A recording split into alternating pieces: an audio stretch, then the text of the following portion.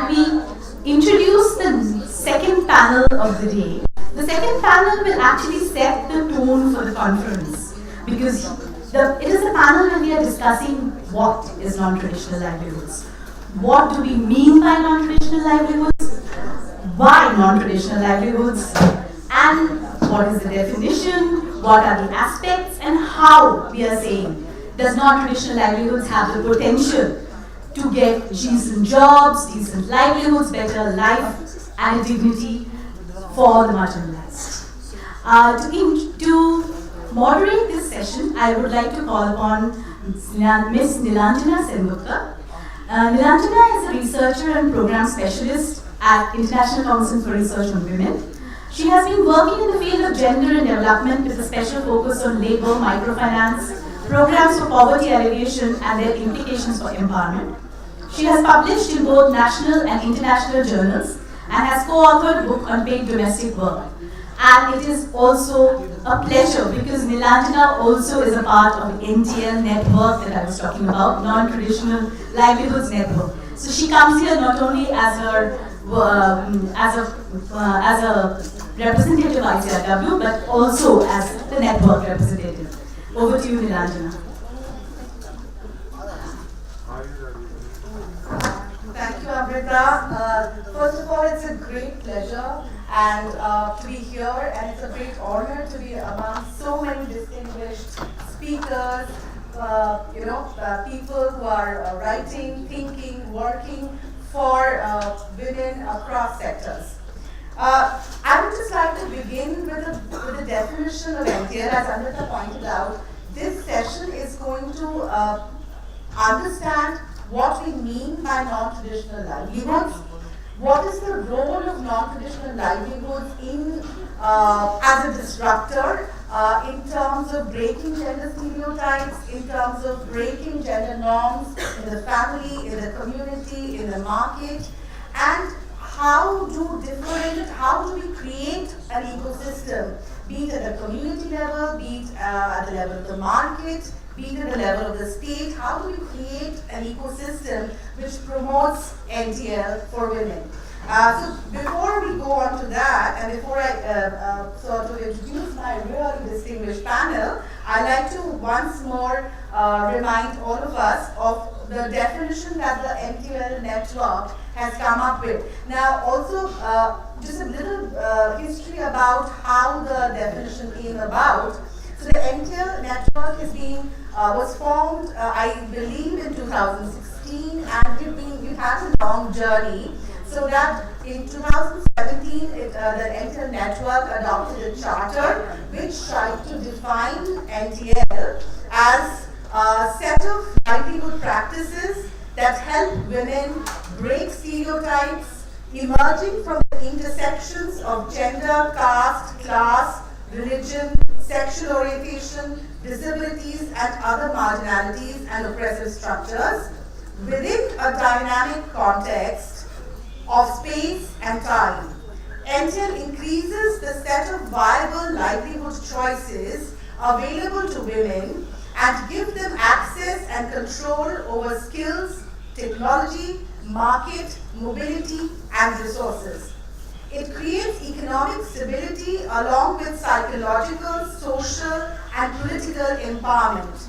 Some examples of the same include training women to become drivers, masons, electricians, and a lot of other things. So I just wanted to highlight a very important part of the definition, which is that we are not just talking about livelihoods here, we are talking about livelihoods with dignity. We are talking about livelihoods that empower women to control assets, to control incomes, to have better decision-making power, to have greater mobility. So overall, to sort of challenge the gender norms that prevent women's participation in decision-making, in work, and in various aspects of their lives. So having said that, and it has actually been a long journey arriving at the definition, and another point that I want to highlight is its dynamic, and it is also a sort of, there is a fluidity that is built into the concept of NTL. So what is traditional, or how we would see a traditional work or a non-traditional work is based on what has been happening in the past and what is happening now.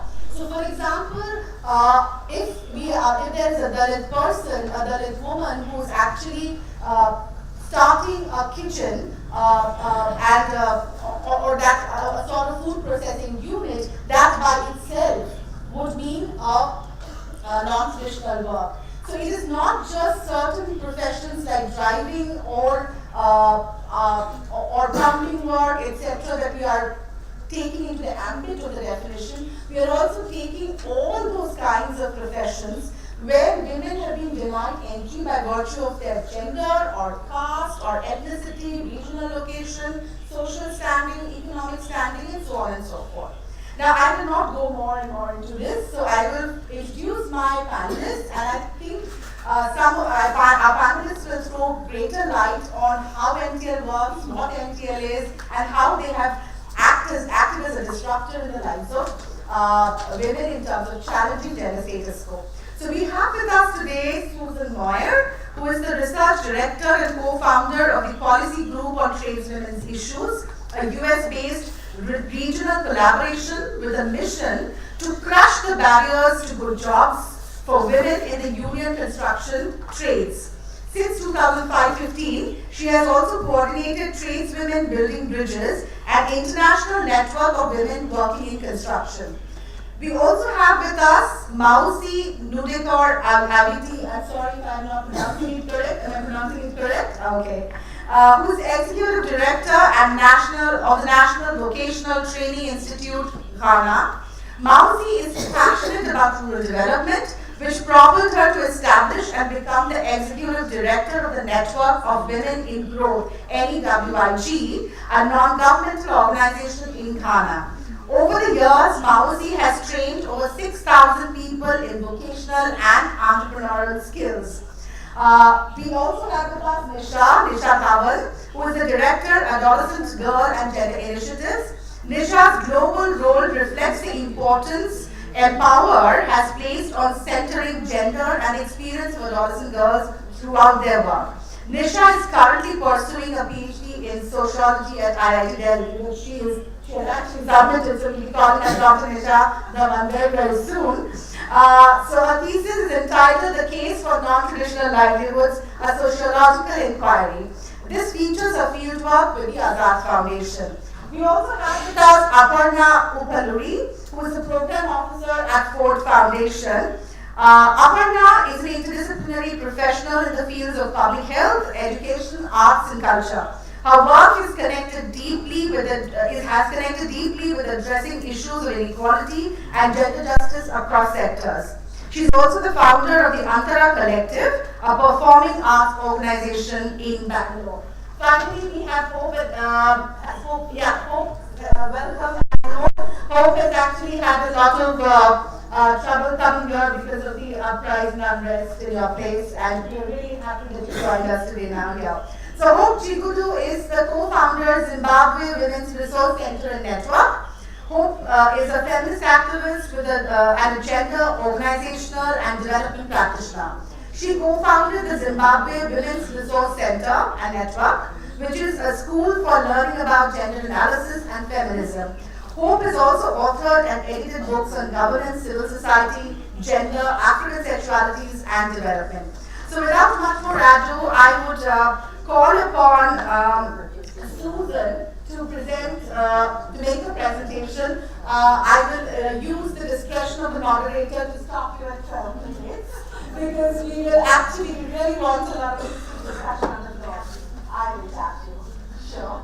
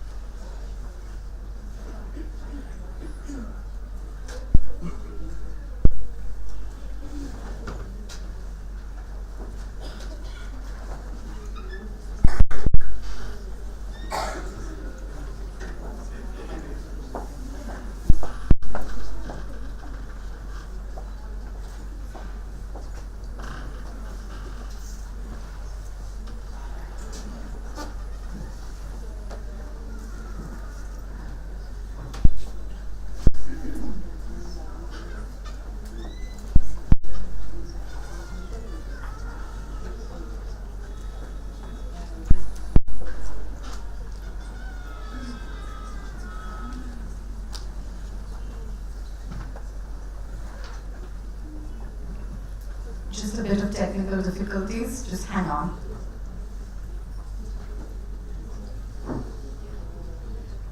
Thank you to the technology people first, and to Nilanjana, to the Azad Foundation. It is hard for me to express how completely thrilling it is to be here in a community, a transnational community, a community of feminists. The work that I do has been in a very a niche, a very narrow slice of this community, and I am so proud and to have this opportunity to connect in a larger way. I'm here to talk about non-traditional livelihoods, women and the construction industry in India and the United States. And I would like to begin by setting some context. In 1995, was anyone here at the UN conference in Beijing in 1995? Well, a very important event happened there. A few tradeswomen, women construction workers from the United States attended that conference, and they decided informally there that they would organize a workshop for women construction workers. And what happened is that in a very small room, 60 women construction workers came to that event, that workshop. It was the first meeting of women construction workers across borders. And as you can see, women from Asia, Africa, North America, from across the world were represented. Some of you might know some of these women.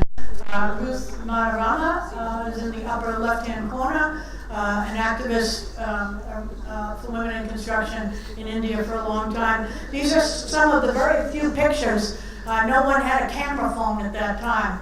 It's been difficult to try and find the documentation.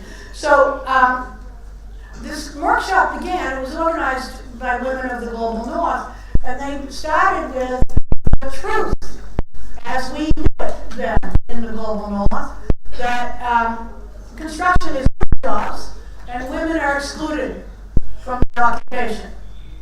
And the women of the Global South said, oh, no, these are not good jobs, and we are highly represented in the construction sector. The learning of that event that happened that day in Beijing was that in North America and Europe, women were 2% of construction workers. Throughout the Global South, women commonly work as construction workers, and in India at that time, women were 50% of the construction workforce. So let me say a little bit about my own interest and why this became my obsession. I was trained as a construction worker myself a long time ago. And I briefly worked as a construction worker, but I could not find stable employment. And so I left that and I became a bus driver. And I was a bus driver for a long time.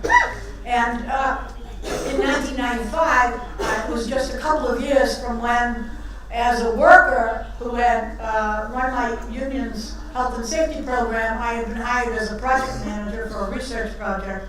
And through that opportunity, I was able to get further education and go, strangely enough, to many of my friends and family, end up in a career in academia. But when people came back from 1995, I was like, we must pay attention to this. And so in 2013, I wrote and received a Nehru Fulbright fellowship, and was able to come to India to begin to make contacts with some of my friends who are here. And a couple of years later, 22 years after 1995, we brought to India a delegation of U.S. tradeswomen called the Building Bridges Delegation. We were asking a group of questions, our transnational connections and network. We want to talk about how the global construction industry reinforces women's poverty, and also, as I have learned over the last couple of weeks, encourages stable livelihoods. And how do global gender patterns in the construction industry impact wider social issues in our societies. And most importantly for me, as the researcher who has a role in documenting, facilitating, and collecting knowledge around this effort, what are effective strategies and policies for improving the lives of women in construction across all countries? So this is the example of the 2017 Building Bridges delegation. We had laborers, electricians, operating engineers, two of them. One of the women is an instructor in the operating engineers union in California. We had an iron worker, looking at the women, trying to figure out who was who. Carpenters, if I didn't say it. The women had been in the industry for 3 years up to almost 30 years. We traveled around India. We went to Delhi, Noida, Chennai, Mumbai, and I'm missing one city. It'll come to me. Pondicherry. We visited and observed women on sites, at Nakas, in their union halls, on buses. We were unable to see much actual construction from India. Here is a riddle. Why was there no construction in January 2017? Demonetization. In November 2016, construction is a cash economy.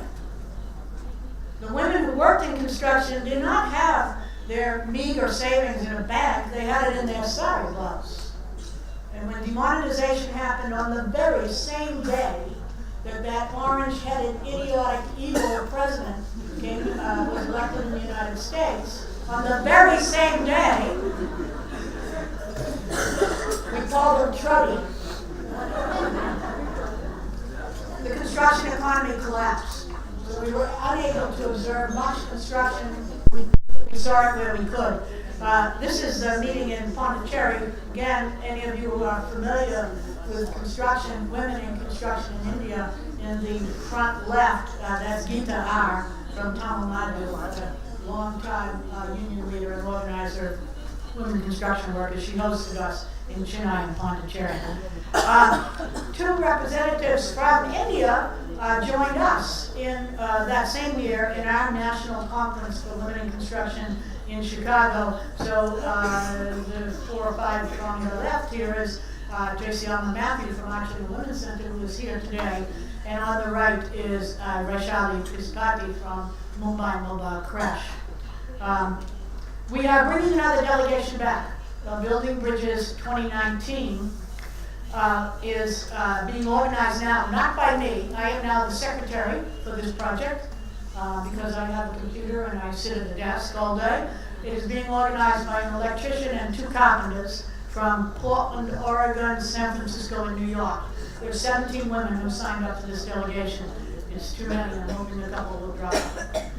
Representing a wide range of trades. We will be doing our training exchange with the women of the Women's Center in Kerala, and we'll also be meeting women construction workers from the Kerala affiliates of the international organization, Builders and Woodworking International, BWI. We are in the planning stages. BWI, we're trying to marry them. They haven't quite agreed to it yet. We hope that BWI will be our international host. We need an international body to pull this network together. We've had trips to Philippines and Australia. We are in discussions with BWI about hosting an international conference for women in construction in 2020. Please make sure that you let us know if you'd like to be in the network to know more about that. So what have we learned through these exchanges, and what can we share?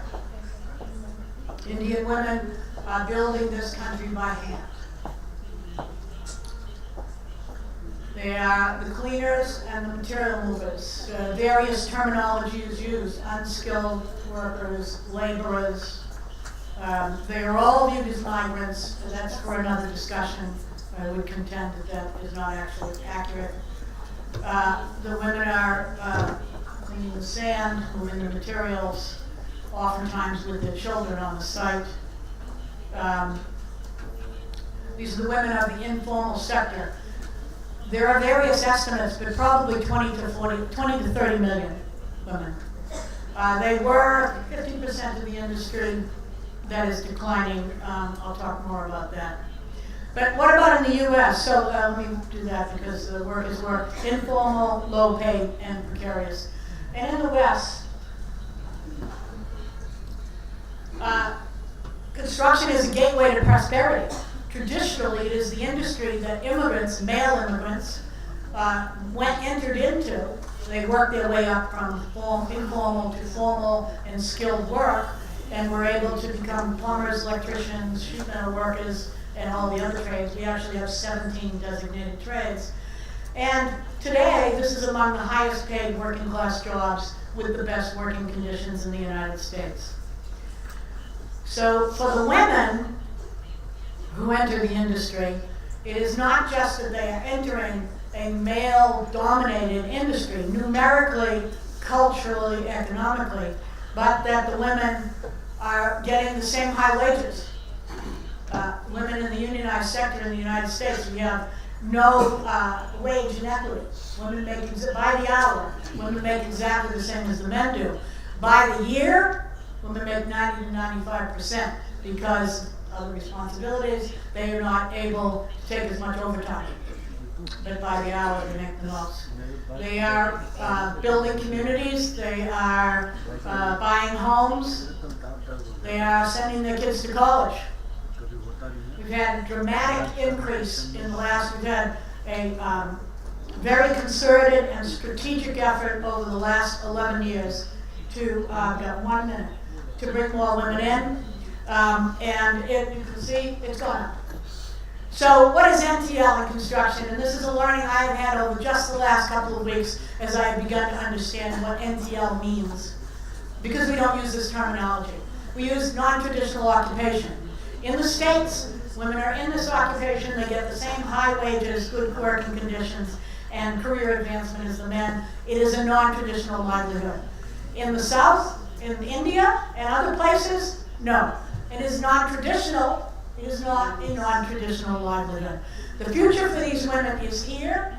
The best study I know of in India is by Srivastava in 2016. I want to take a second on this. Increasing mechanization is reducing the scope of female employment. Larger scale construction means more routinized construction, less flexibility for the construction workers to do women construction workers to do their household responsibilities. And female labor is at the bottom of the hierarchy. Every time a Chinese multinational brings in a piece of equipment, they take the work from women. And women are forced out of the industry. But the industry is becoming more masculinized, and that is at the metros. For those of you who are paying attention to this, go by a metro site, borrow a ladder, because you can't see in. You will find men in boots and hard hats and vests. Safety glasses. There are no women on metro sites. How can women's non-traditional presence in India's construction industry be converted to non-traditional livelihoods? I ask as an outsider. From the U.S. experience, higher skills, better jobs, more pay, better working conditions, more security.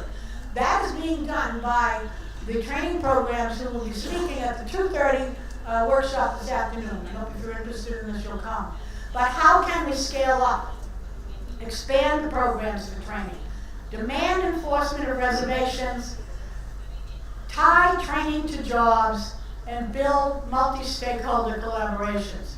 These are the trades that are being trained, offered training in India's 12,000 industrial training institutes. These trades are being offered, and women are in them.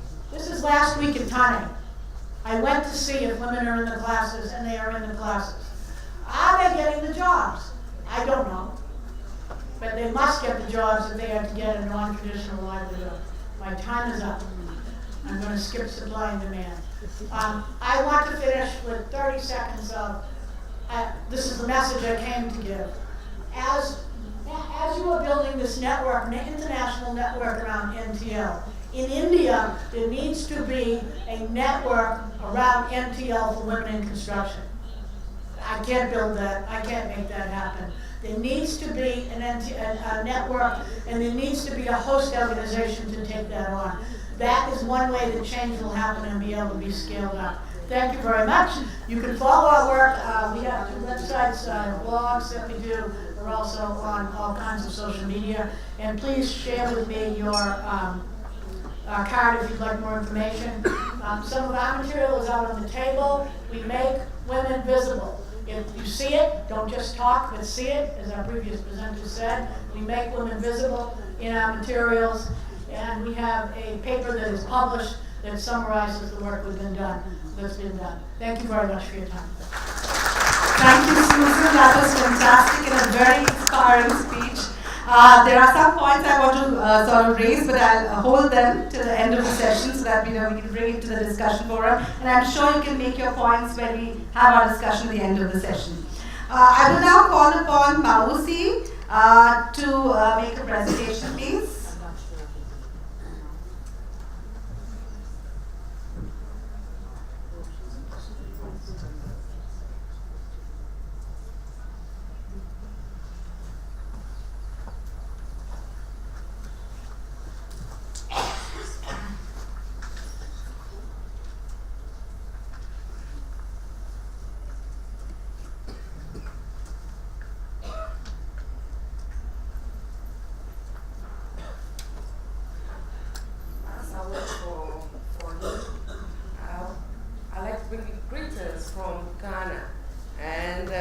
I'll say it in my local language.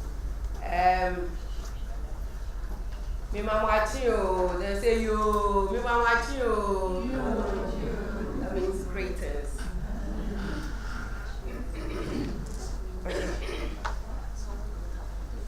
At this very moment, I'm wearing the cap of the executive director of MVTI. That's National Vocational Training Institute. Just about 1.5 years ago, I was appointed by the President of Ghana to head National Vocational Training Institute. So I'm removing the coat of an NGO person and wearing the coat of a public servant.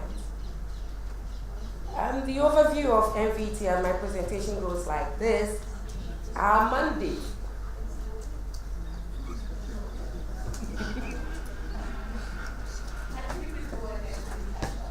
okay. The National Vocational Training Institute was established by Act 351 of 1970 to coordinate at the national level all aspects of vocational training, including apprenticeship. Our mission is to operate, the Institute operates on a mission to provide demand-driven employable skills and enhance the income-generating capacities of basic and second cycle school leavers and such other people through competency-based apprenticeship, master craftsman, testing and career development.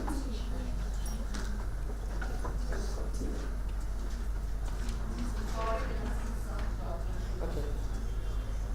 Now, NVTI has 2 national councils and committees. We have the National Apprenticeship Council, that's to regulate both formal and informal apprenticeship. Then the National Clerical Council to regulate all clerical examinations. And then the National Trade Committee to regulate all vocational skills testing and certifications. Our administrative structure is like this. We have the Apprenticeship Division, which is headed by the Controller of Apprenticeship.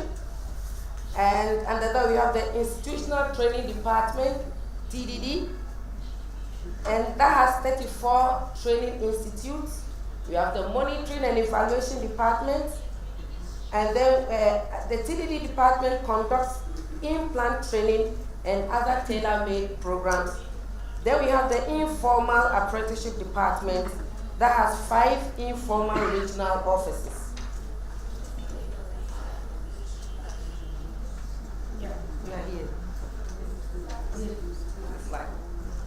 Now, the testing division is headed by the Commissioner of Testing. And the testing division conducts assessment in 58 testable trade areas. We have the testing division, and it's headed by the Assistant Registrars of the Clerical, Technical, Domestic, and Foundation. And then the generics is for the English, Maths, Entrepreneurship, and Trade Practical. And then there are 10 regional offices.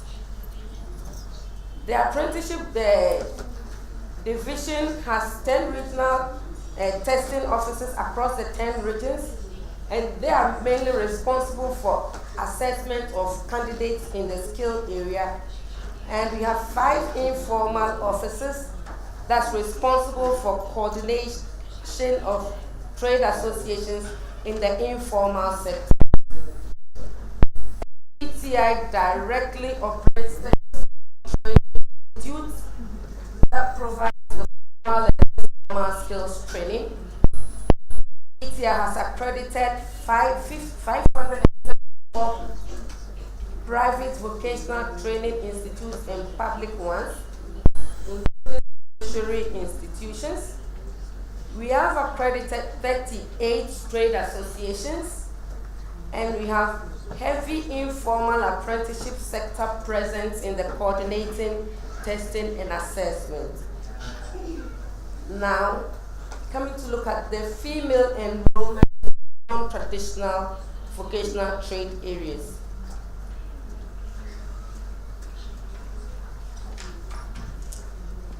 The introduction. Ghana's technical and vocational education and training system is undergoing a number of reforms to make the graduates more competitive and to go after graduation into self-employment in order to raise the income generating capacities of the people, especially female and low income groups of quality industry-led trade skills training.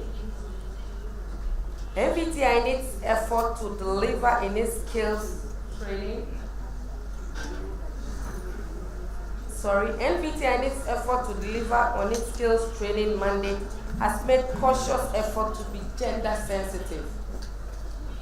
This has been done by encouraging females to go into skills training, especially the male-dominated trades, through sensitization programs in the communities of the 34 MVTI institutions. With what we have here as non-traditional livelihood space, we in Ghana mostly refer to it as male-dominated trade areas. Now, MVTI has collaborated with a number of donor agencies to deliver training to males, and among them are funding from GIZ, and that's a female in motorcycle technician. And then community, we had funding for them to train women in heavy construction machines such as forklifts, excavators, bulldozers, and many others. Now, the purpose of my presentation is to determine the employment rates in non-traditional vocational trade areas in Ghana for MVTI management and other stakeholders to develop strategies to bridge the gap. Analysis of the female enrollment in non-traditional vocational trade in Ghana. Numerous career and technical education areas has remained gender segregated with significant difference and potential. Let's get to the next slide. The analysis of female enrollment. Yes. There are numerous barriers once a woman chooses to pursue an education in vocational trades. These barriers include, but not limited to, cultural differences, inadequate career counseling, lack of mentorship, and marginal trade job placement. Now, let's get the next. Yes. Now, trainee population as at March 2018 in the 34 NVIDIA. The total population is 11,892, and the male 1,326. The female was 3,566, and that forms 30%. Now, the first 5 vocational trade areas in high enrollment as at March 2018. When we look at the general electrical, the total trainee population is 3,469.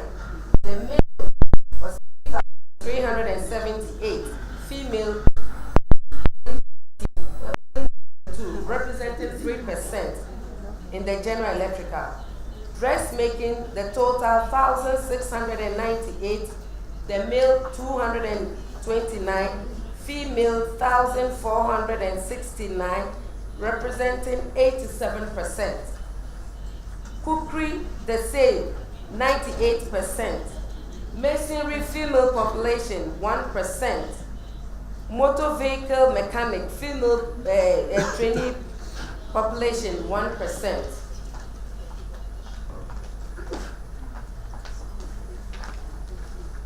When it comes to the female-dominated trade areas, 98%, 87%, 83%, 91%, weaving 100%. Okay, I have 2 minutes, so let me skip. Female 1%, carpentry and joinery 2%, computer hardware 8%, and it runs electronic 0%, heavy duty diesel 0%, motor vehicles 0%. Okay. Now analysis on the graph. We have female represents about 30% of the entire vocational trade areas run by the 34 NVTI schools. Cookery and dressmaking are the only trade areas dominated by females. General electricals, dressmaking, cookery, masonry, motor vehicle mechanics are the first 5 vocational trades that have high enrollment in descending order. Now let's look at some of the pictures. We have one doing welding, plumbing, and then draftsmanship, electricals, and then females in solar technician, then motorcycle technician. Let's see some of the pictures, what they are doing. Now, since I took over as the executive director of MVTI, with that NGO cap on, these are the strategies that I put in place, and we are actually going by, and it's very easy to do that, because I have the blessings of the president, and he's giving the go-ahead, and he's giving all the support. We have instituted scholarship schemes to attract females into male-dominated trades. We have solicited for startup kits for the female graduates that go into male-dominated trade areas, so that they could be self-employed. We have also embarked on vigorous sensitization programs and go to villages, on radio, social media, and everything, just to get more females to participate in the male-dominated trade areas. We've developed a female mentorship program. We have created a gender desk at the head office, and all the 34 MVTI institutions have been mandated to have a gender desk, and which they have done. Scholarships have been awarded to all females in the male-dominated trade areas. We are also linking most of the female graduates to prospective employers through collaboration with IT solution provider as well as recruitment agencies. We have intensified soft skills training for the female trainees to enrich their employability skills to make them more competitive. Now the way forward. We'll collaborate with more recruitment agencies to link up the female graduates to prospective employers. We'll develop more capacity building programs in soft skills training to increase the relevance and competitiveness of the female trainees. Then we'll strengthen gender activities within the to encourage participation of female trainees in male-dominated trade areas, as well as skills training in all the 34 institutions. Female trainees in male-dominated trade areas will be supported with PPE during the training, and then we will increase scholarship award to cover more females in male-dominated trade areas, as well as females in skills training. Okay, my time is up, but just give me a second.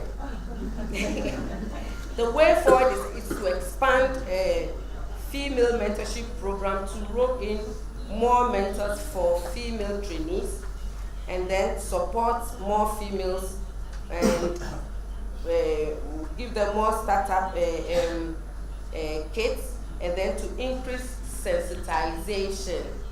And then the management of MVT and some selected stakeholders in education and training need to develop strategies that will attract female participation in male-dominated trades in order to bridge the existing gender gap to enable full female participation in male-dominated trades for the needed gender balance in TVET skills acquisition.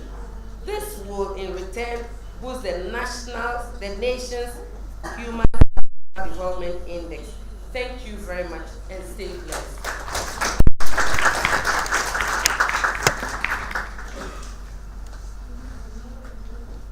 Thank you so much, Mawasi. That was a very important perspective of what a state-led program can do, and how, and especially the measures you're taking to encourage more and more women to participate in the male-dominated trades and build skills in those trades.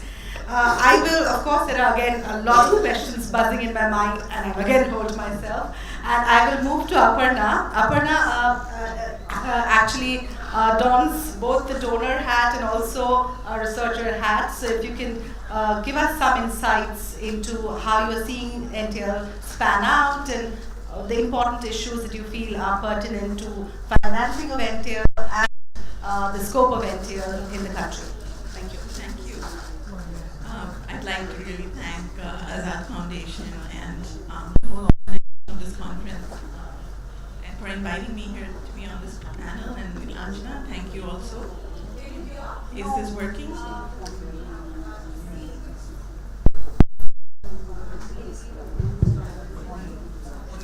Yeah, is this?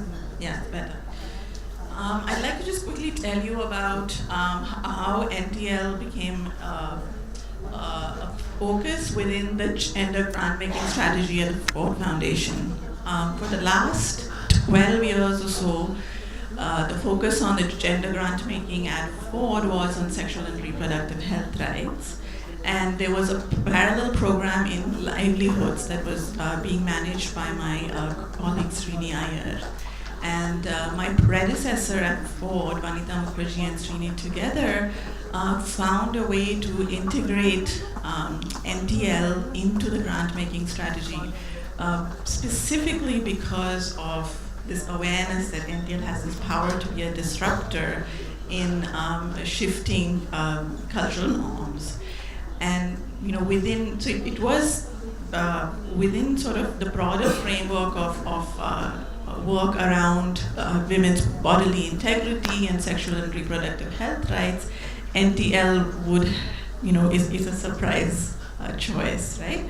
But why were these choices made? And I just want to sort of run through that history, and hopefully that will give you a background on how, donor agencies are sort of dealing with a whole set of shifting circumstances. And I think one of the circumstances that we're dealing with is the collapse of the boundaries between civil society, state, and markets, and how I think even a few decades ago there were sort of very distinct entities that had more formalized ways in which you would access entry points into how you would advocate with the state, how you would influence, how civil society would influence markets, and that has been increasing over the last few years. And this is particularly true in India, where with a growing pool of corporate social responsibility money that enters the whole ecosystem, and there's an increase in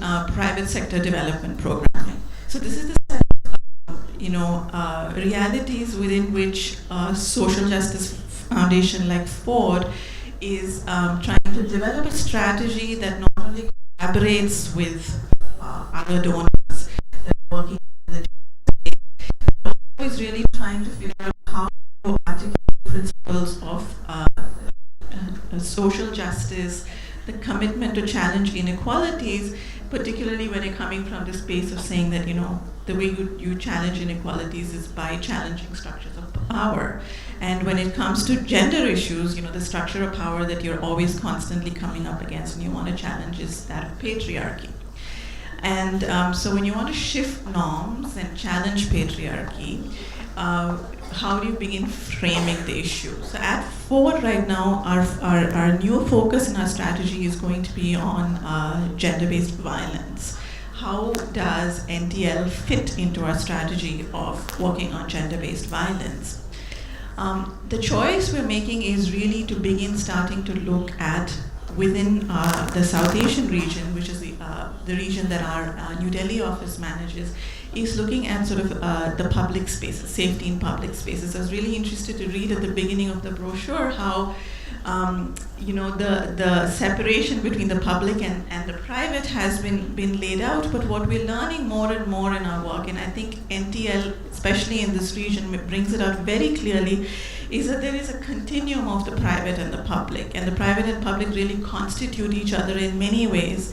And the lens that non-traditional livelihood provides is a very unique lens to understand how this continuum develops and how the public and private really constitute each other.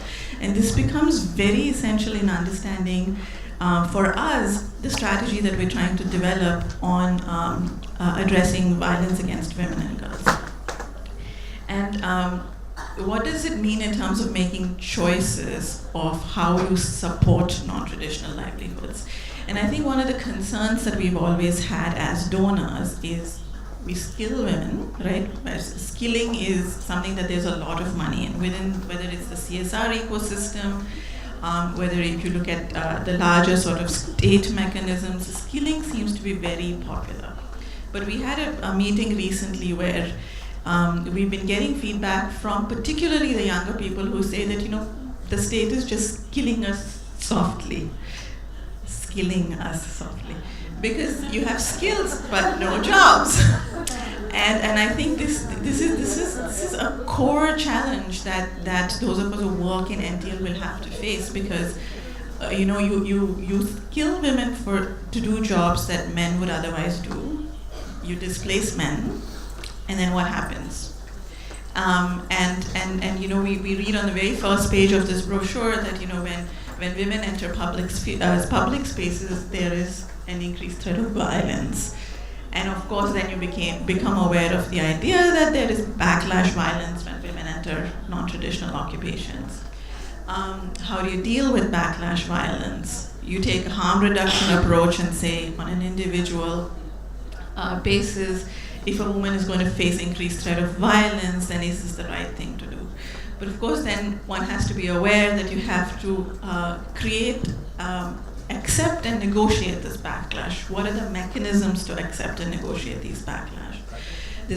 So these are the kinds of questions that we as donors are contending with when we start looking at building a strategy around NTL, where the outcome we're looking at is, let's say, addressing gender-based violence or shifting gender norms in society at large. So when in the conversations that I have with other donors, whether it's bilateral organizations like Ford or the growing indigenous philanthropy in India, the question that always comes up is, how do we expand opportunities in the world of work? How do we begin to think about not just non-traditional occupations for women, non-traditional livelihoods, but non-traditional opportunities, which is increase in part-time work, and flexibility in the kinds of work that are available. So this is a question that we're constantly coming up with. The second is this whole shift of framework from looking at sort of protection of women to empowerment of women, particularly within the space of violence. So when you shift your lens from looking at the interpersonal space where gender-based violence is experienced to the larger structural drivers of violence, one cannot ignore the larger questions of the political economy and how political economy determines gender inequality and violence. So there the question is really, again, figuring out how we recognize that empowerment has, has multiple trajectories. So the trajectories of empowerment are varied, and what needs to go along with livelihood generation in order to make those shifts in cultural norms, which is really the outcome that we're looking at. So how in the reality where 95% of women in India are working in the informal workspace, how do we then think about creating these opportunities? Is skilling sufficient? Is developing of those soft skills, working with men and masculinities and engaging with them, are these sufficient, but do we have to really look at market-based solutions? And I think this is a very significant thread of conversations that is emerging in the donor community. So I just wanted to quickly summarize before I move on to the other part of what I wanted to present. So the reason NTL is of interest to the donor community that's working specifically in the gender space is, of course, its potential to challenge pervasive stereotypes. And its potential to address the violence of invisibility. So I think that is a key driver. So when women are invisible in public spaces and work is the world of work is a legitimate public space that women should claim, then what kinds of occupations should we be thinking at growing opportunities for? So for example, should we think about female pilots? Is that going to give us as much of that shift as we would see, taxi drivers like the Azad Foundation, because it's so much more visible. Female pilots are going to be less visible. So if we want to really look at addressing the violence of invisibility, then that would sort of give us a key on the choices that we would make. The antecedents, so what was the role of women in a particular profession and what shifts are possible?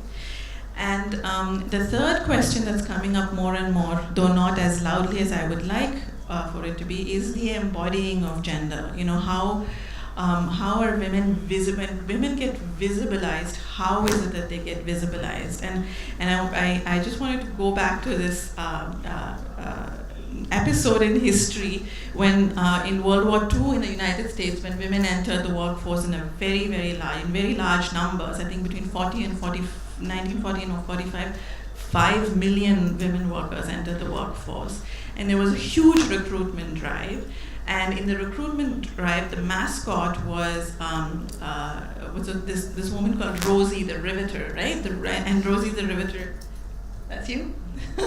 And Rosie the Riveter had an entirely sort of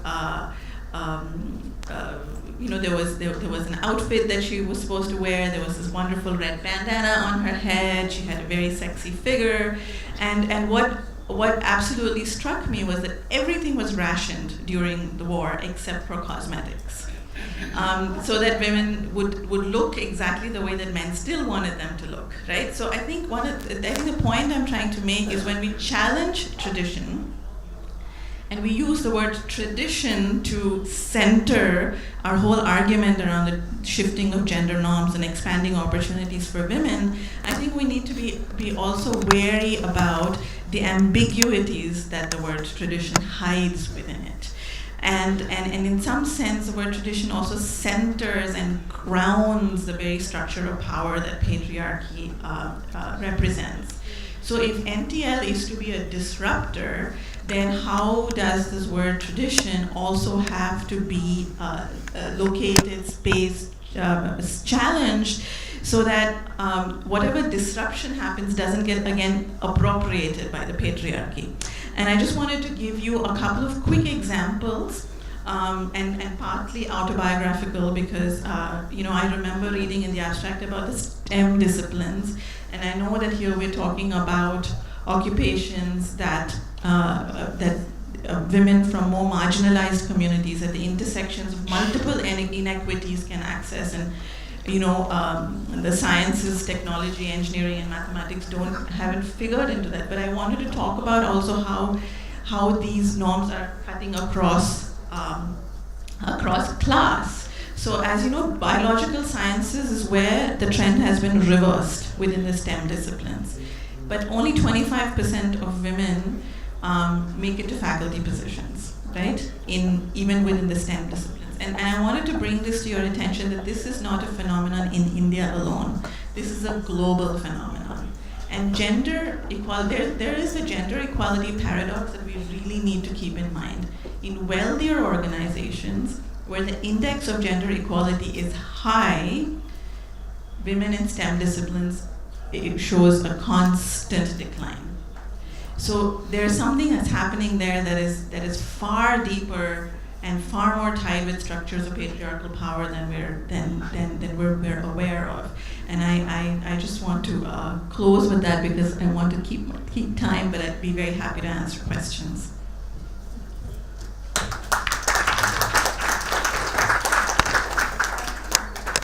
Hello. Yeah. Thank you so much, Aparna. That was very. It made us all think deeply about various issues. I would now Hope. Would you like to make a few comments, and would you like to sort of say a few things? Yeah. Welcome.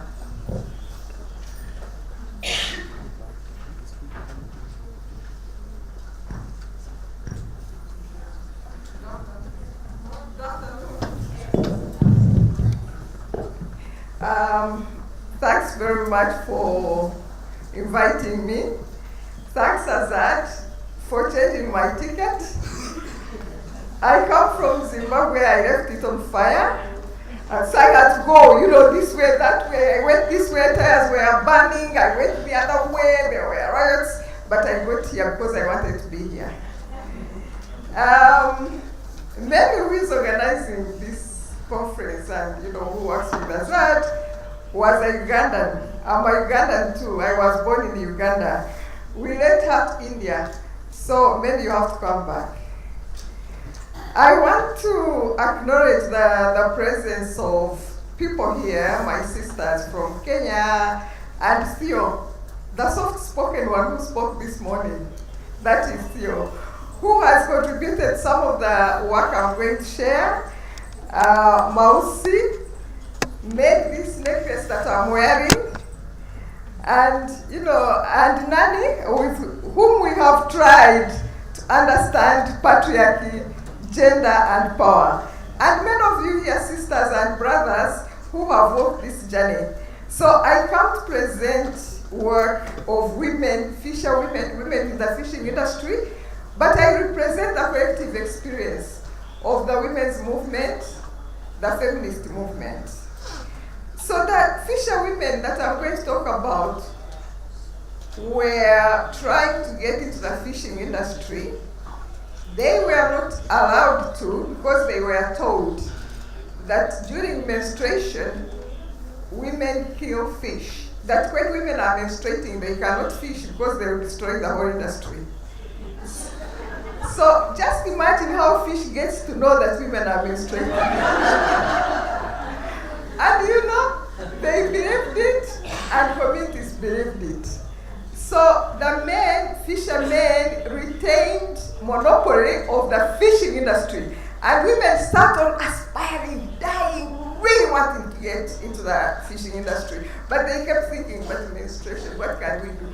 So the thing of stigma, taboo, and all the mysteries that are associated with women's bodies can really hinder women from entering the mainstream of, of whatever activities. So one of the things women sat and said, surely this menstruation, is it as bad as we are told? But they were also afraid to go in case fish died. So this project appealed to the African Women's Development Fund, headed by Theo, as I told you, Theo, the one that spoke this morning. And they carried out a research to find out where the origin of this mystery came from. Miranda. And it was found that it started because men wanted to monopolize the industry. I mean, they went around talking to communities. Where did it come from? How did this start? So research was one of the strategies used to demystify the taboos, stigma, patriarchal views, and to just, understand power and how power operates. Then this was followed by, of course, sharing information. And as they were sharing information, men were saying, we told you, fish is going to die, and Uganda will have no fish. This is Lake Victoria, one of the biggest, lakes in Uganda. They said fish is going to die. We told you, you wait and see. It's not only fish which is going to die, there won't be rain. Many things are going to happen. But anyway, information was shared. And in the sharing of information, there was political awareness, raising awareness. Some of these taboos, mysteries, things that happen. But in sharing information, there was awareness raising to demystify power over. Women tried to understand the power they have, the power within, the power they have, and above all, they understood that if they worked together, they could indeed try and start their own fishing industry. This is what they wanted to do. They wanted to have their own boats. They wanted to go fishing. They wanted to wake up, go, catch fish, sell it, make money, and send their kids to school. And again, this is where the African Women's Development Fund came in, showing the importance of funding for women's groups. They came in and supported women to organize, to buy their first boat, and to go fishing. That was the first day. They went fishing, caught fish, and no fish died. Okay, some died because they were meant to die. But this was not enough. They needed women's families because you fish and then lose your children and family. So they started organizing families so that families start understanding really that fishing is fishing. Fish doesn't know whether you're a man or a woman. And then they started talking to communities around. And above all, they supported women to strengthen their movement so that they could form a very, very strong, fishing community. Movement building, research, disseminating information, raising political awareness, reaching out families, reaching out communities, including policymakers, and then enabling women to start being very easy with the work that they were doing to understand that yes, they could, and they did. So women started, they got their own boat, and this boat was named as Women Fishing. That's what they called it, Women Fishing. I'm not the one who did it. But they called it Women Fishing, and the day they stood there with their own boat, surrounded their own boat, and went fishing was a great day for them. It demystified these gender myths. It demystified taboos associated with menstruation. It demystified the issue that fishing is not about manpower. It's just about having the capacity and the ability to do what you are supposed to do. And most of the women were able, even the young ones, to see, don't worry, I'm about finished, to see that it could be done. Because they brought in young women, they brought in old women, they brought women of all ages. So ageism was demystified again. What have we learned from this? That research is important, having a source of funding is important, political awareness, raising awareness is important, and demystifying power is important as well. As they go forward, or as the women go forward, they are trying to start manufacturing fish, process it, fish, process it, and then export. That's where they are. But above all, they are trying to strengthen the movement, and they are trying to understand what it means to be a feminist fisherwoman, because it really does work, and it works. Thanks again for inviting me. I'm very excited to be here, and I look forward to enhancing my Indian originality. Thank you.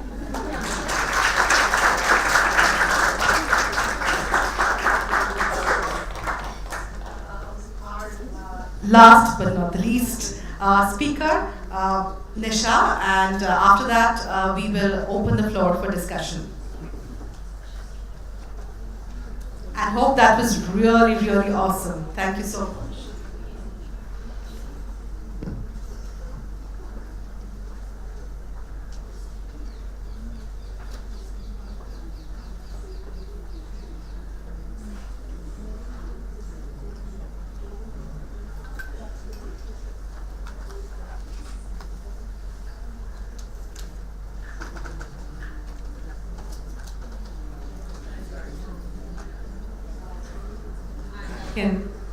I can begin while they're setting up, and they're set up.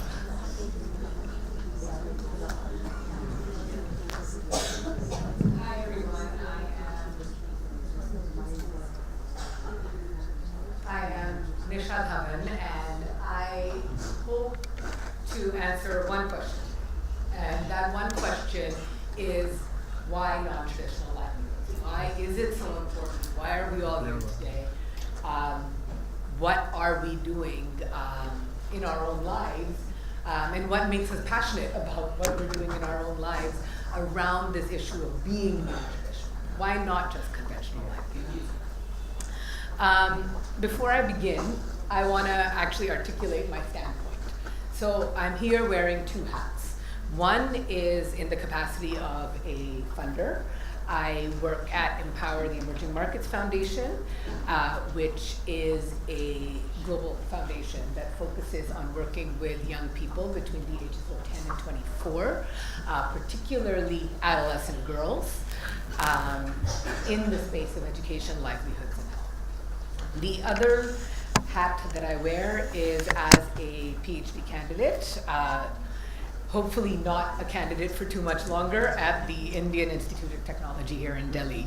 And my field work is primarily based with Azad Foundation here.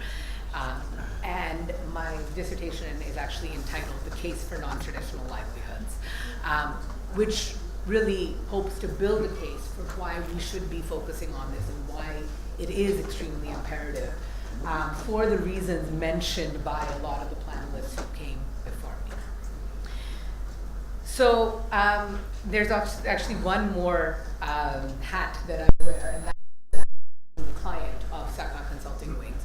So I have had a female driver who I spend probably most of my day with for the course of the past 4 years. And what I hope to do with this presentation is to really combine these several journeys to really sort of bring to the forefront realizations or lessons learned. And there's sort of 5 things that I want to talk about today. But before I do that, I want to talk about Empower and how we came to the realization that we are going to focus on non-traditional livelihoods. And it is a journey It's a journey that spanned almost 10 years. So Empower, like I said, employs a different place. We're not a practitioner, we're a funder. So really thinking about roles, like Aparna said, that a funder can play in really pushing the envelope, not only around what work women do, but also how women are trained in various fields. Our livelihoods portfolio today is by and large entirely focused on non-traditional livelihoods, and if not non-traditional livelihoods, then trades that are pushing the envelope with regards to gender dynamics.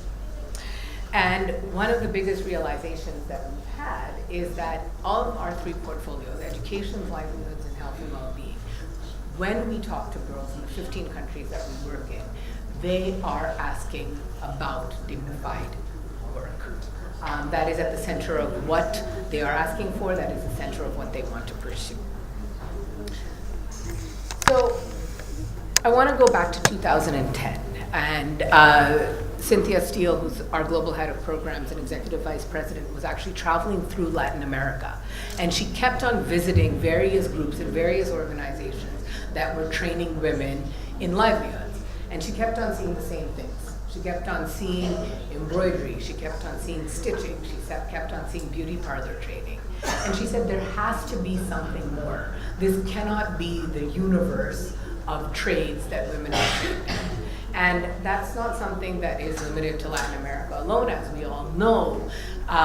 We saw this trend among several of our partners in all of the countries that we work in.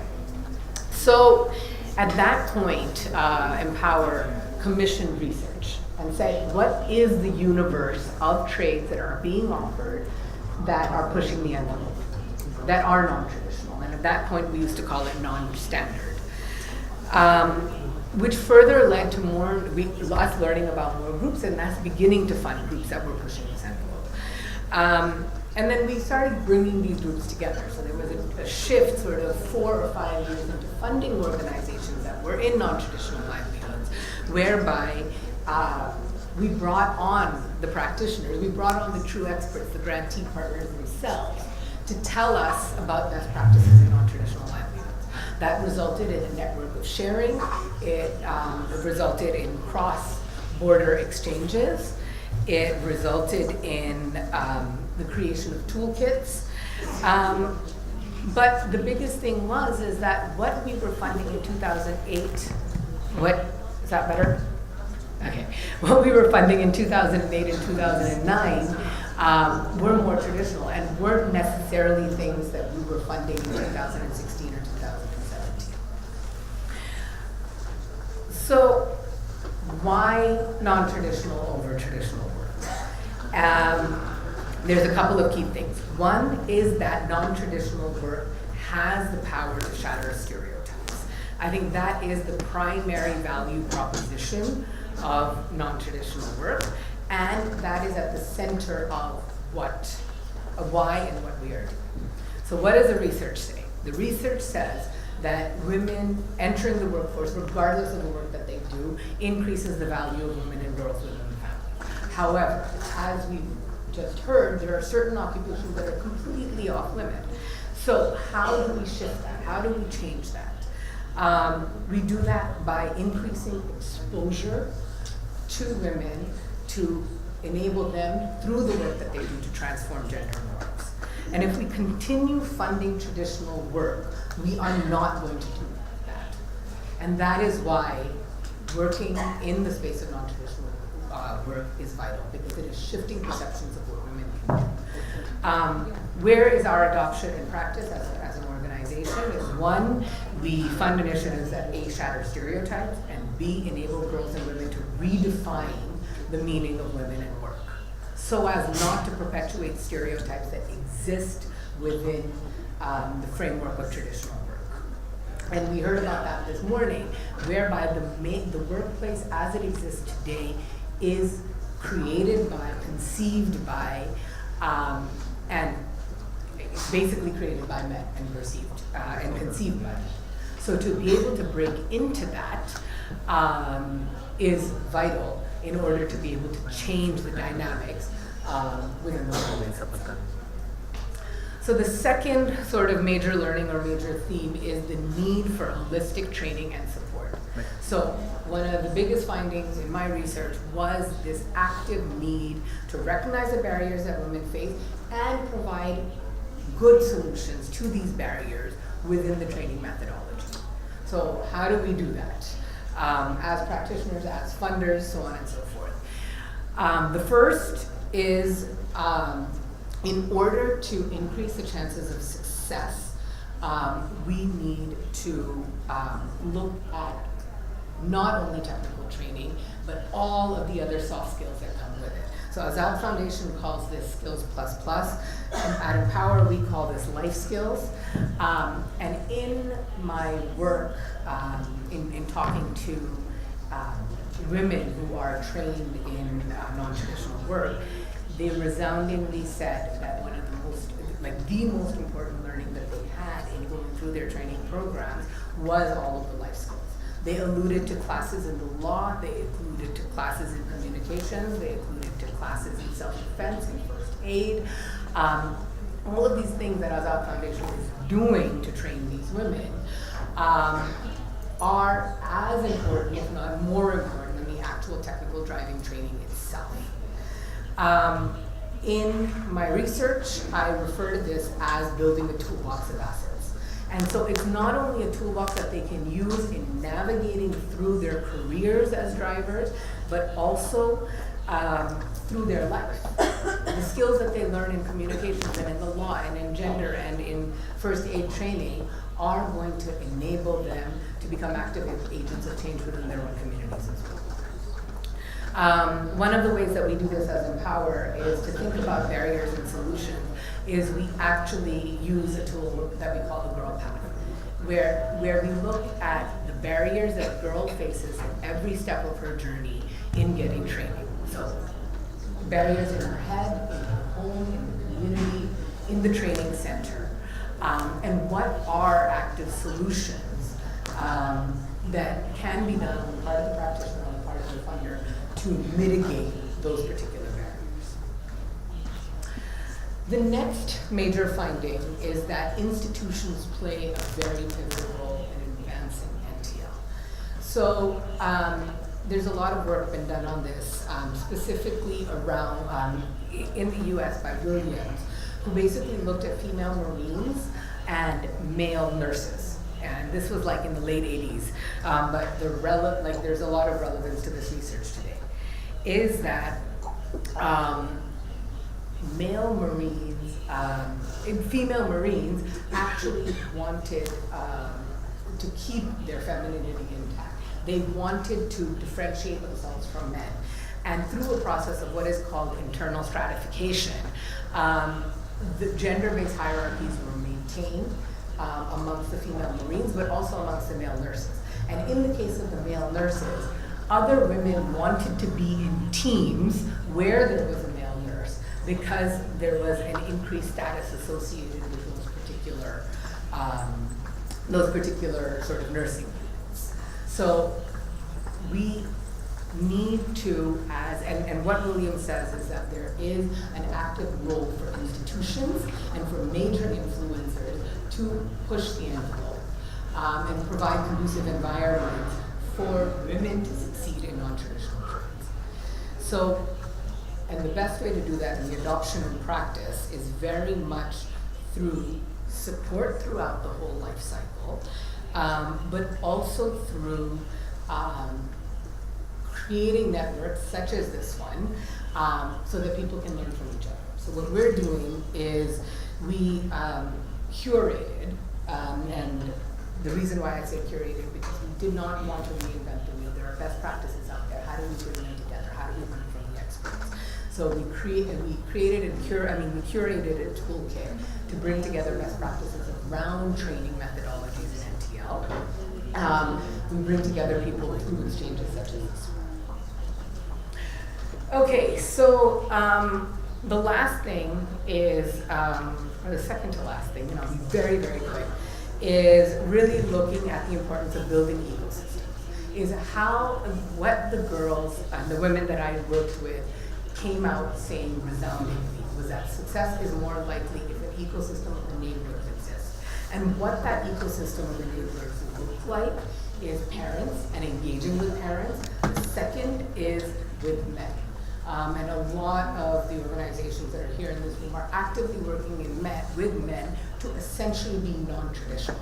And that means being non-traditional in home environments as well, and stepping up within the home. And then finally is the importance of building networks amongst the women themselves so they are not alone. All right, now the last sort of finding is that we need to recognize the barriers to entry. We have to recognize that there are barriers that we face because of the social structures in their lives. And ultimately, it's our job to leverage those barriers through exposure, education, and opportunity. So how do we do that? We do that in two ways. One is we create brave spaces within our institutions, within our organizations. We don't create spaces that are safe, because spaces that are safe mean being tolerant and sometimes stepping back.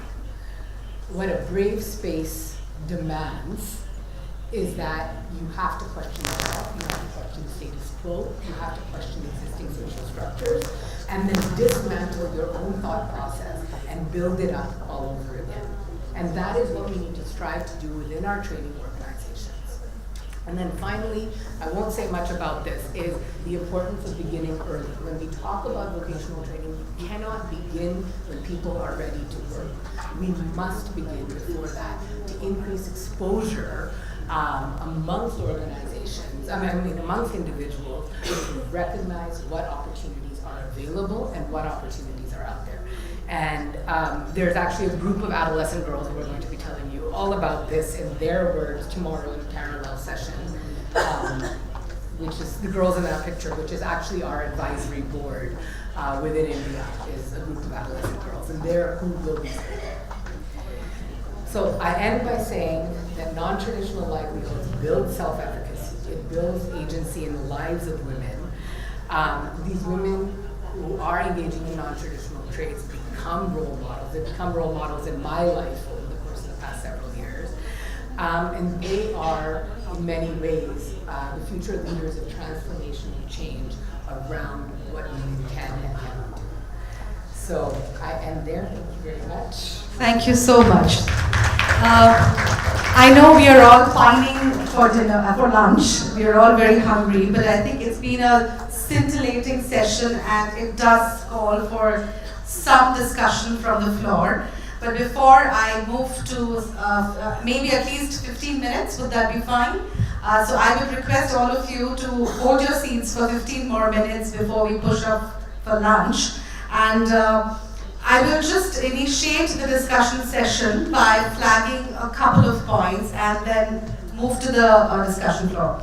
So I think across all the discussions, certain very important points that have been raised is that when we are skilling women in trades that are non-traditional, and by non-traditional we have to, of course, take into account the fact that these are trades that move beyond what women have been doing as part of our patriarchal system, as part of gender labor markets, etc., etc. So when we are questioning traditions and moving beyond that to enter certain kinds of professions dominated by men, then technical skills are not enough. There is a set of various other factors that one has to take into account, a set of skills, a set of assets that one has to really build up to sustain in those markets. So for example, if we look at current skilling programs of the government of India, and we see that a lot of skill is being distributed. Of course, there is a whole there is also a whole gender division in the way skills are distributed, so that more and more, there are more women in the feminine kinds of skills and there are less women in the non-feminine or so-called masculine skills. But often even with these skills, the women are not able to sustain in their jobs. There is not there is no market to absorb these women. Even when they are starting their own initiatives, becoming entrepreneurs, the market is extremely versatile. And to negotiate that market, also negotiate within the family, they need an awareness of rights, they need an awareness of the different legal and other provisions that are going to help them and enable them to sustain in this place and to fight back the kind of violence or the kind of backlash that they might be facing. So every skill program or training program, or whenever as an institution, be it a funder institution or a practicing institution, or a policy making institution, we are entering the field, we cannot just focus on delivering skills. We also have a responsibility to sort of empower women to sustain in those professions and to negotiate the different kinds of backlash that may be coming their way. And also it is our responsibility to create that sort of ecosystem through political awareness raising, through social mobilizing, through engaging men in this sort of work. And which brings me to something that one of the speakers said, that we probably need to move from a protectionist framework to an empowering framework, from building safe spaces to building brave spaces, which also ensure the safety of women. And I will conclude with one very important statement that I think also Nisha made at the end, and many people have highlighted, that when women are participating in the workforce, be it in traditional occupations or non-traditional occupations, one of the most important stumbling blocks is the huge burden of responsibility of unpaid work, unpaid domestic and care work at home. So it is very important when we devise our strategies and our awareness camps of engaging with men to actually ask for a redistribution of the domestic and care work that people do at home, so that both men and women participate in paid as well as unpaid work. So with that, I open the floor for discussion. So we'll take a few questions, and then maybe all of you, whoever wants to sort of respond to that, please go ahead. Questions, please. Please raise your hand. So I can see 2 hands here.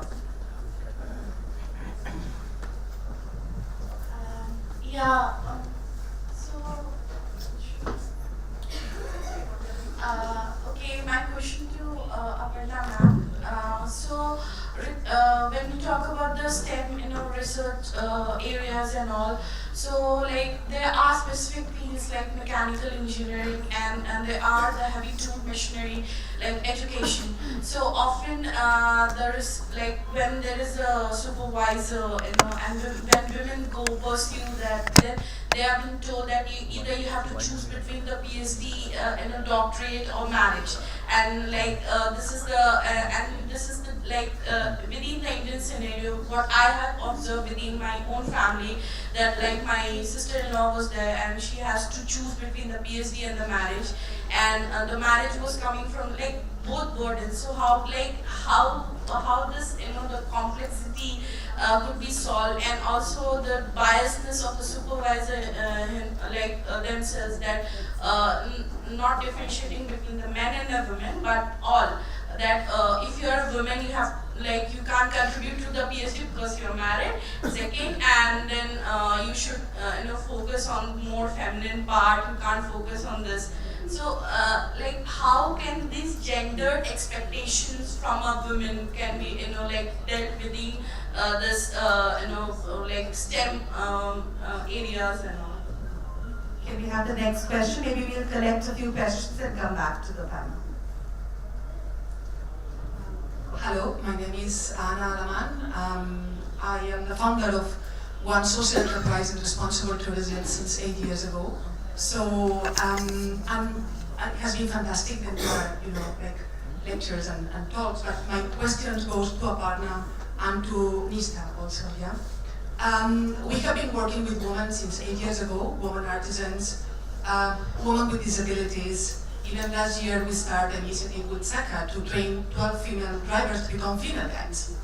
Our struggle is still that we still see that 95% of guides are male in tourism. It's a very male-dominated industry.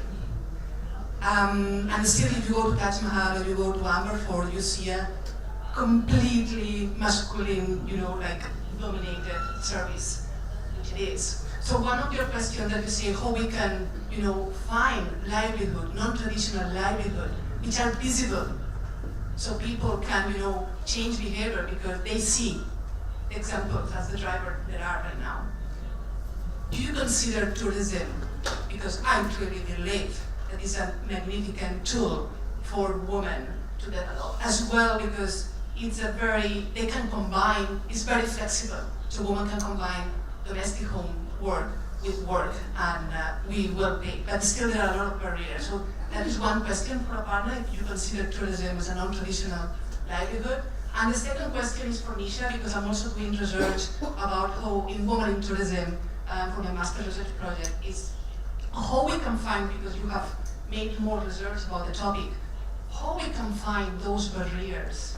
Is there any organization that is already done that work, that research, so where we can find those barriers between the technical training, because there are a lot of good trainings in India for guides, but still just 5% of women, they have access because they are afraid, because there are a lot of sociocultural barriers.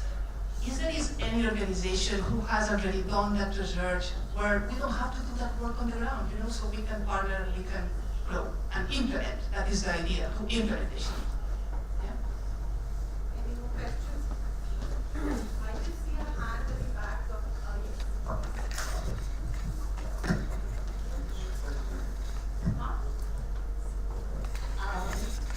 नमस्ते, मैं गलिता Shinde, representing Mann Deshi foundation. अभी सुबह से मुझे question नहीं पूछना है, लेकिन एक छोटा एक्सपीरियंस में मानदेशी ये सब सेक्टर में किस तरह से काम कर रही है, ये थोड़ा शेयर करती हूँ। Is it okay?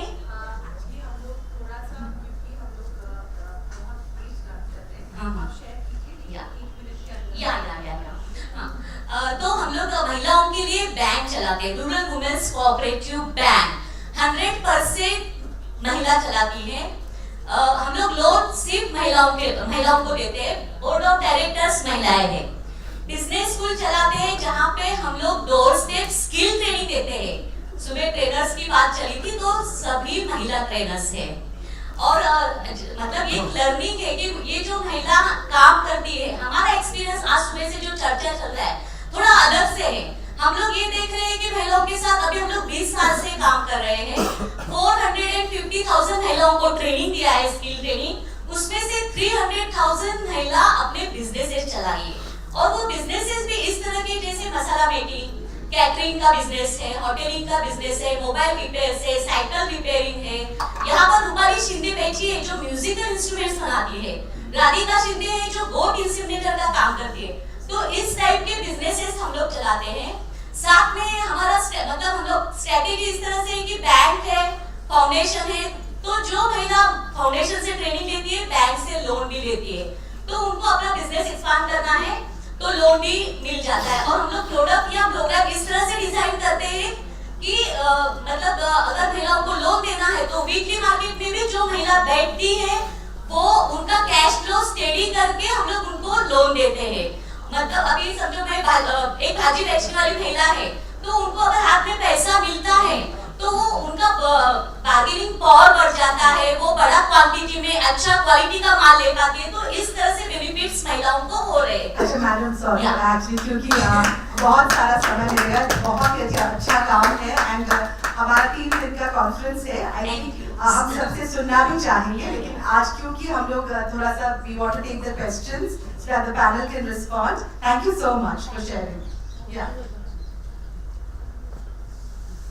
So I'll just briefly translate what she said. You got the translation? Yeah. Okay. So would you like to respond to the questions, Nisha and Aparna, and I think rest of the panel can also. Is there one more question? Any questions? Yeah. Okay, just one very. Yeah, super quick.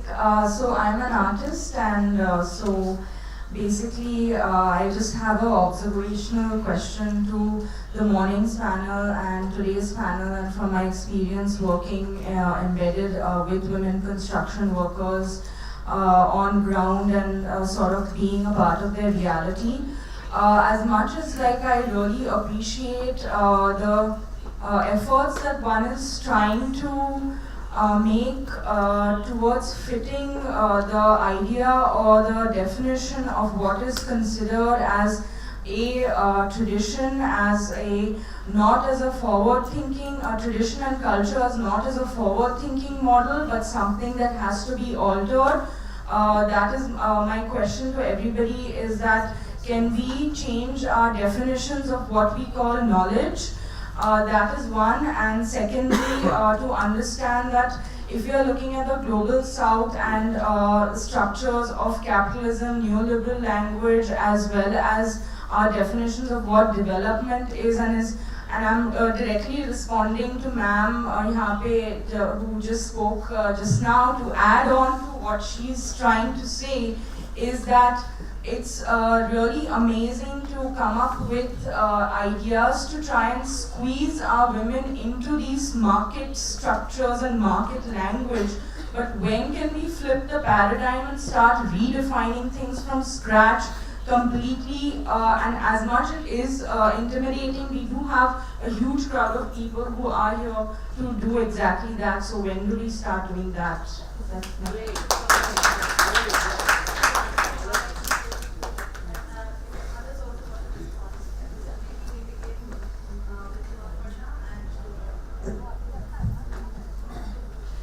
Thank you. I'm just going to answer in the order that the questions were asked.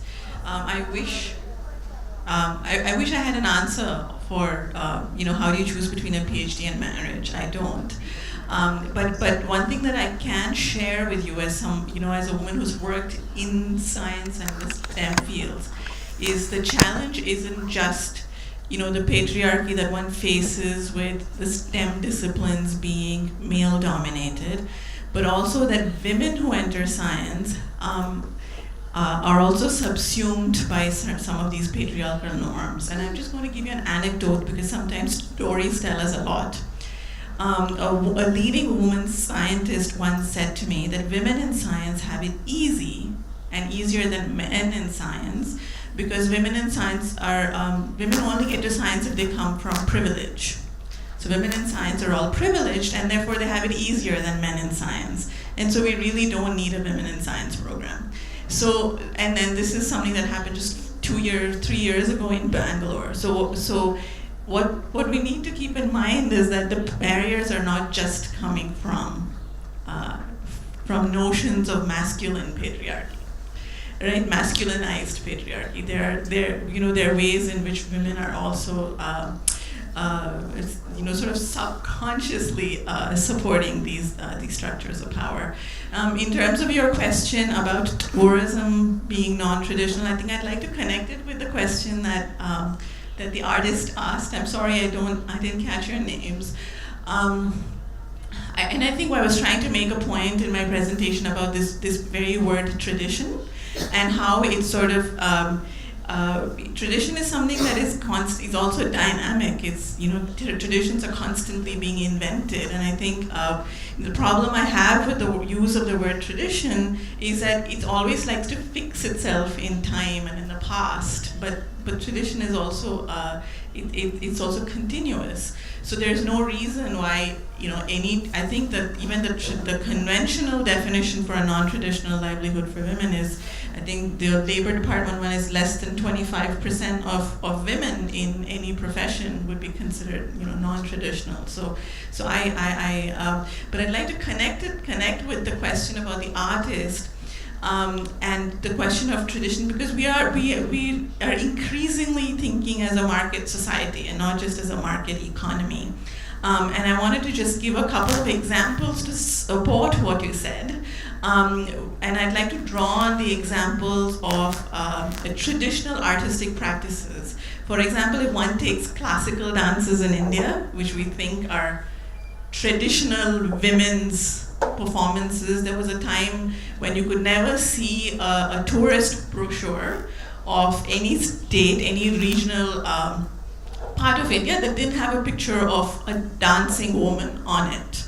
It was a way in which a woman's body was constituted by the nation state. This is how a woman's body should be, right? But the truth is that this was a huge appropriation by the idea of the nation state when women who actually entered the profession of dancing were breaking many, many barriers. They were breaking barriers of class. They were becoming visible in spaces where women of certain classes were, there was huge discrimination against women who were in these professions. There are huge sort of caste and appropriation questions. So the idea of defining something as traditional and non-traditional isn't just limited to some imagined past, but something that is constantly and dynamically in the present. And so I thank you for your comment and for challenging this very, and I really hope that a few years from now we're not going to call these non-traditional livelihoods, and we find a more empowering definition for these disruptors.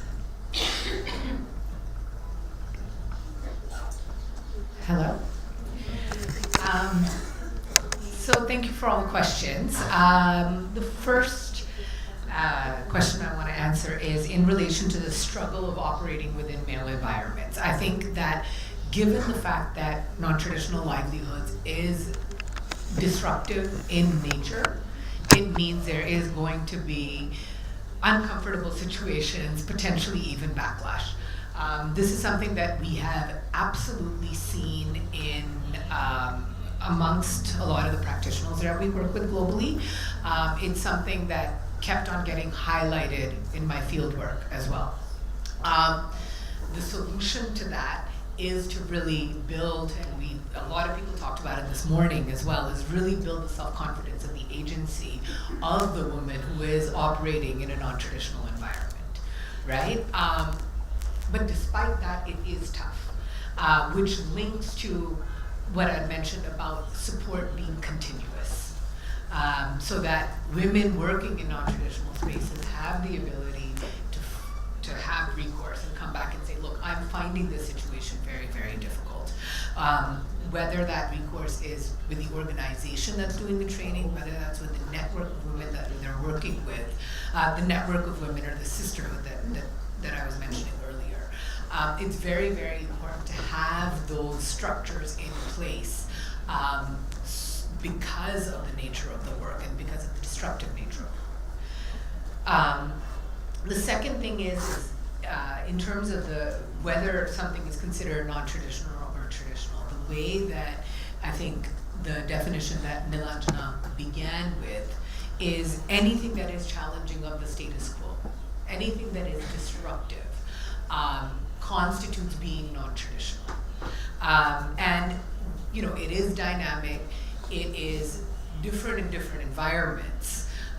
But if somebody is seeing a woman in a place where he or she doesn't think she should be, and that's sort of sending off or switching on a light bulb or evoking some sort of an emotion, that I think is a definition of being non-traditional.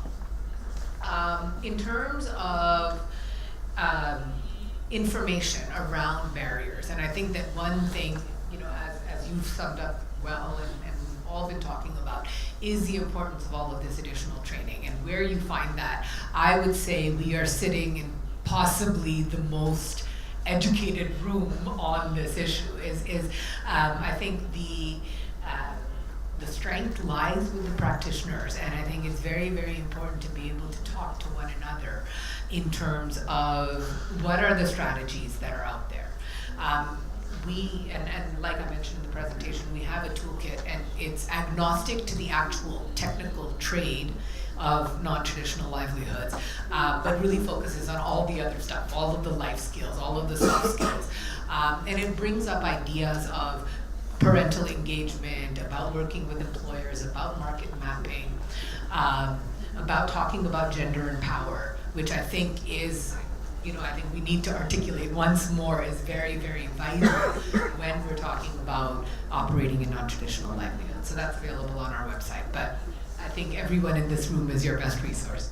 And then finally on tradition and culture, just following on from invented traditions. I think that the way I've conceptualized it, and I've used this concept of traditions being invented in my work, the way I've conceptualized it is anything that upholds the status quo, and the status quo specifically for me is existing gender dynamics, is traditional. And anything that is disruptive of that is non-traditional. But I do agree, and I know at Empower, we spent almost 2 years going, what are we going to call this?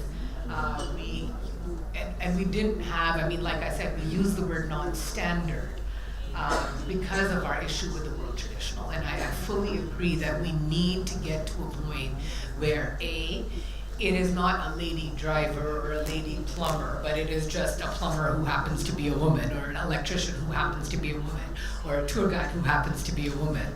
But B, I think we need to, move away from the definition of traditional and non-traditional. But I don't necessarily think we're there yet.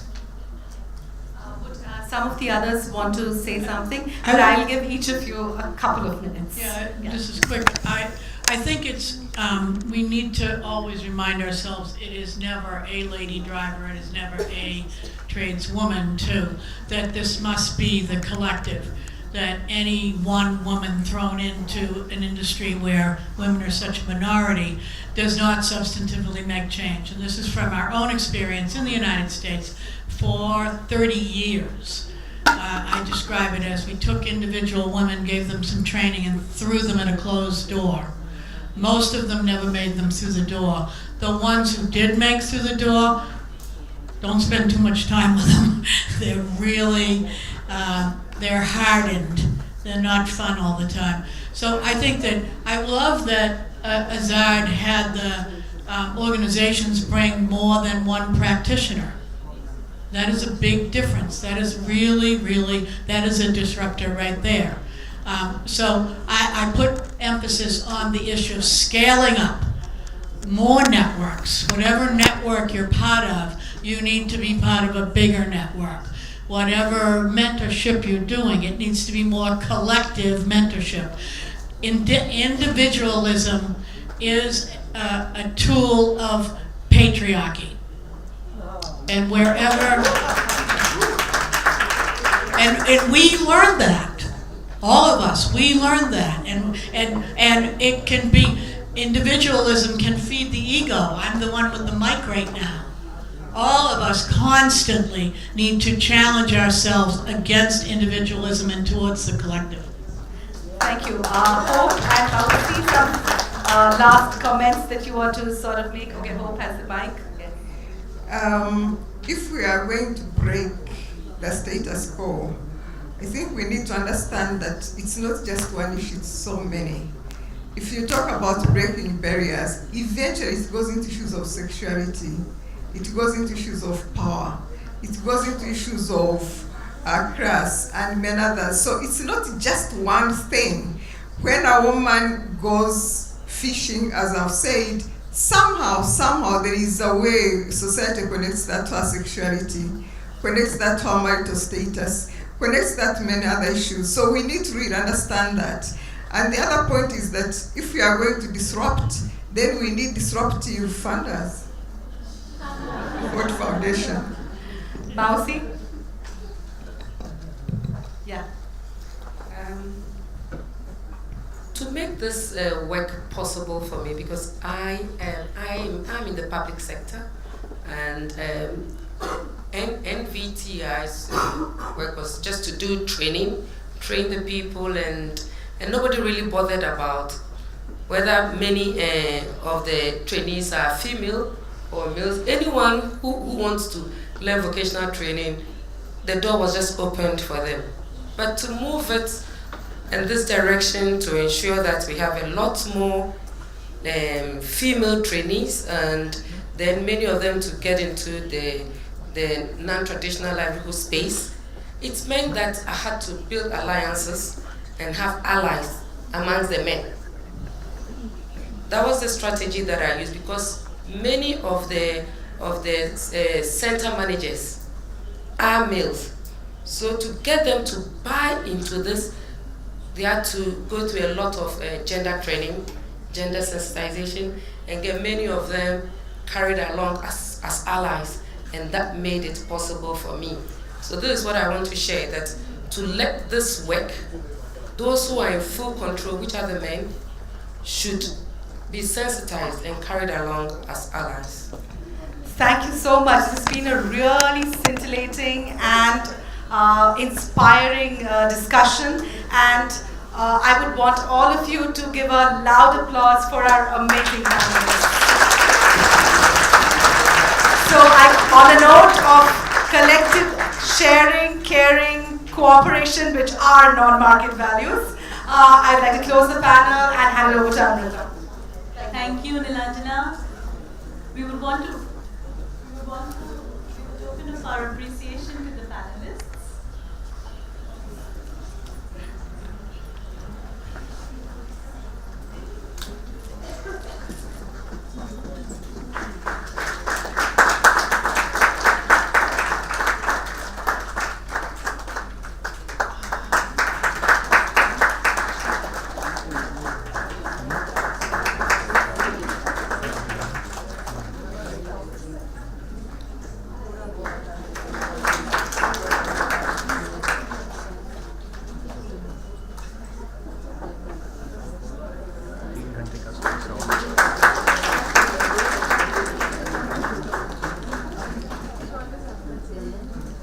Thank you, everyone, towards creating spaces, collectives, traditional, non-traditional, normative, non-normative, but spaces and collectives that recognize that fish don't recognize gender, right?